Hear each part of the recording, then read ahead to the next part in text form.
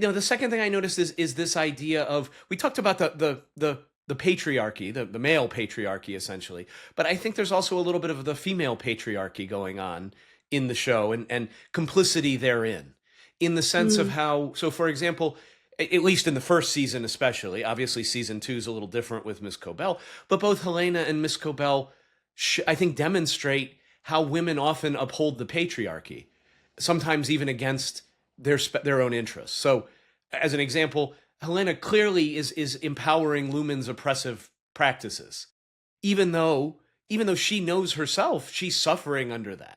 yeah. The recording of that videotape of, almost how different. I mean, interplay that videotape at the beginning of season two, where she's like, oh, I inadvertently took some non-lumen, which was important, right? Had to be non-lumen skin salve, and it made me, it interacted with my alcoholic beverage, so I spouted off, basically. Which, I mean, which is a piece of humble pie, right? It's she hears her father call her fetid moppet, whatever, again, which we still don't even know of. But, so she's publicly empowering these oppressive practices, even though she suffers under it. Yeah. So again, that's one example. And at least prior to, the middle of this season, where she sees the goon next to Helena and decides to bug out and go back to Salt's Neck or whatever, Miss Cobell, her fierce loyalty to Lumen reflects that internalized need for her patriarchal validation. She Hmm. wants, and she was taught to do that. She was indoctrinated into that. Yeah. And again, how is that? So many people are, like like push Lumen as like, oh, Scientology, and this, that, because that's an easy punching bag, right? But how is it different than Christianity, man? Like, how is it different? I know there's a lot of Christians who watch Severance, and maybe they listen to our show. Great if they did, but ask yourself that question: how is it different? Yeah. You know, I praise mean, Cohere, praise Jesus, praise, how, but goats oh, aren't it's ridiculous. a huge metaphor. Goats are a huge metaphor in the Bible. The Lumen Handbook sure looks like a King James version to me. It's like even the symbology.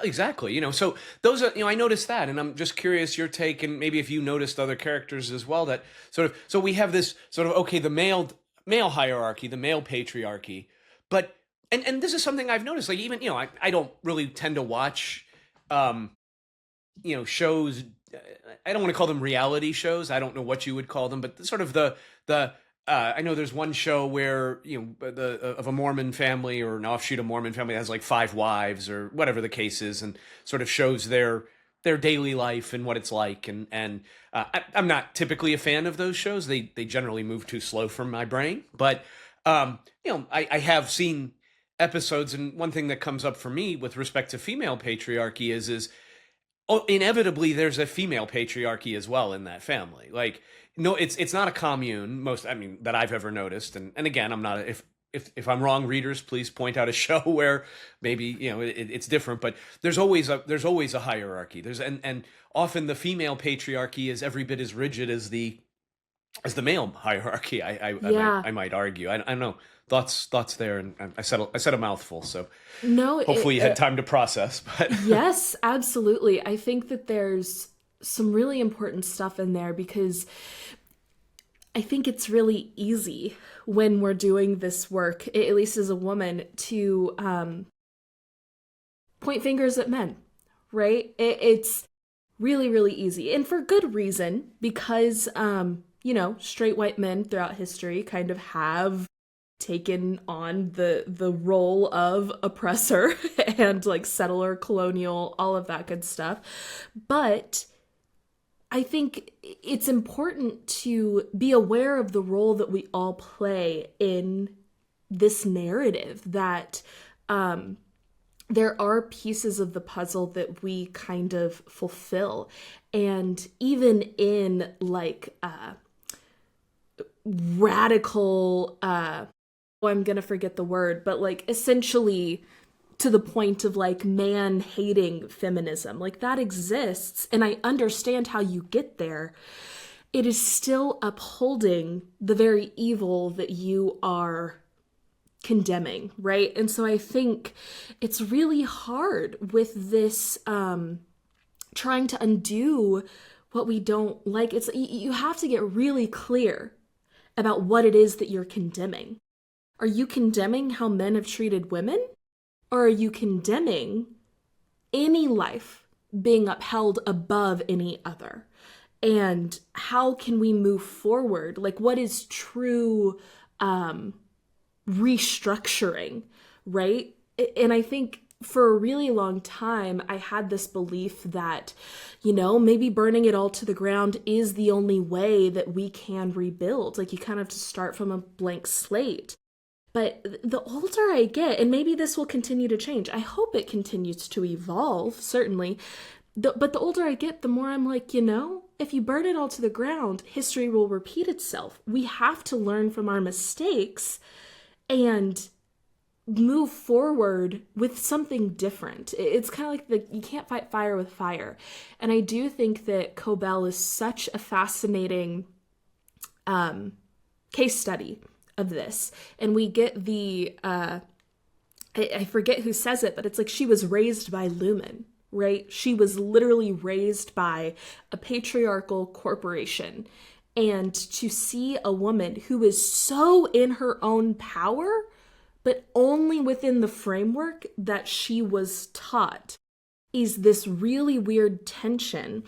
And I think to see Helena in the structure of the show, it's almost like not even being able to see past the reality that you have been given, that there is some new reality that you could construct.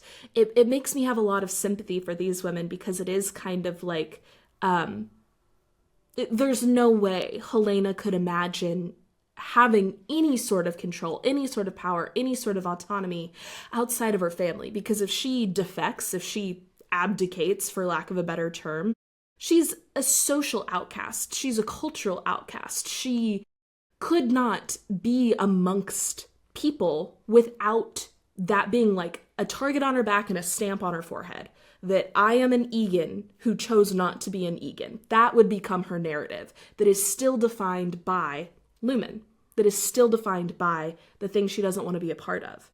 So I have a lot of sympathy for her trying to find ways to hold on to power within the structure, because until you can redo the structure, you will always be defined by it. But to kind of zoom out external to the show, there is this added layer of, okay,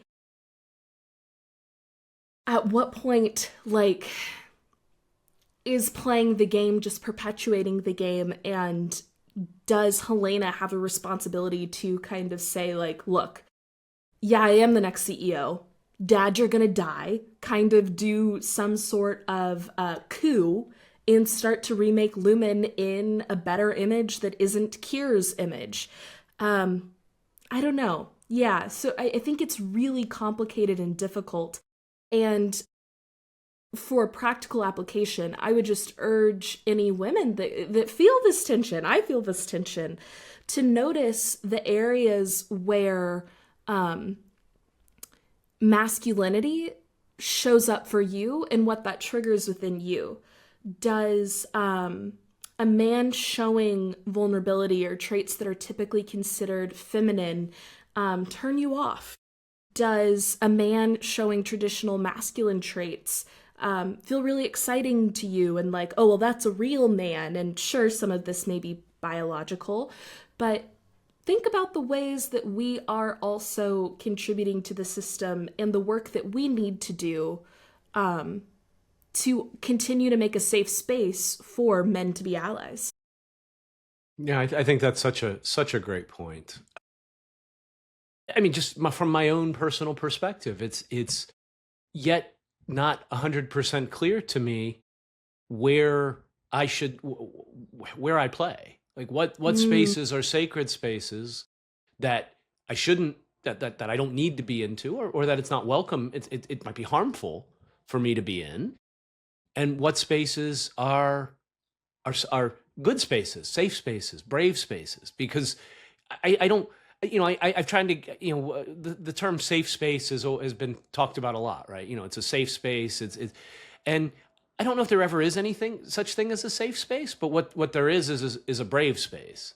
And, and they're different, I think. I don't know if in a safe space, particularly if somebody has tremendous trauma from their experiences with men throughout the years, which I'm really sorry about. And I know there's many women that truly, like, men have abused you and hurt you in every way imaginable, and and I'm sorry, Yeah. which is pathetic and does nothing. And so you might need safe space to process that, and having a man there, regardless of intent, and is harmful, and I respect that. But I think in brave spaces you do need men. And I think that's what we're trying to even create with this what we're doing here is a brave space to talk about things, and hopefully that leads to safety. But Right. the safety comes from being brave and seeing that it's okay to be brave, and that it's okay to talk about these things. Yeah. I don't know, like, that's what comes up for me there, and I it's think beautiful. that's really important, and I wonder if part of this is like listening on both sides, right? That I think your question of like, I still don't know where it is okay to play is such a poignant one, because my gut instinct is like, I don't know how to answer that. Even as a feminist myself, as someone who tries to be an activist, right? It's like, I don't know how I would answer that, except that, yeah, there are some split spaces that I do think are just for women and some spaces that are for both of us. But how do we go about navigating that? I think some of that is on men to really listen to women and hear strongly, like, if a woman says, no, this is just for us, like, hear that and process it. But there's also the onus of women to say, be clear about that, right? Like, no, this is for us. This is where we can do this work together. And to also listen to, I don't want to say the good ones, but listen intently and with attention to be able to understand, okay, this is a time where I need to step into bravery, or this is a time where I need to set the boundary to create safety, and like listen to that request too. Because in listening to your question of, I don't know where to play, I'm like, I bet a lot of men feel that way. And I want that to be clear. And I don't think it can be super clear, but it should be able to be a conversation that we can have openly, while acknowledging, like, yeah, I feel a little weird right now saying that, like, in feminist work I need to listen to men. It's like that feels odd for me to say, and yet it's like I want to hold the tension of that because I still think it's true and important. And of course, like, yeah, men need to listen to women, but also, like, we're also asking men to speak up and call men out and do this other work too to support. So it's like, yeah, just holding that tension. So that really hit me, Dennis. Yeah, it's a question I wrestle with, even as I think about what I want to create, and I know who I want to help. I know who my calling is for. I know a population. I mean, there's many populations, but the population I'm most drawn to and feel called to needs men like me, like needs it desperately. And the other problem is it's so how do you tell who is in fact genuine and authentic, and who's there for ulterior motives? And I think that's an energetic thing. And I think that you have to have discernment. And, I believe that my energy, if you will, is I know where I'm coming from. And so if I'm misunderstood by people, we did that meditation weeks ago. It's okay, because the people who need to hear will hear.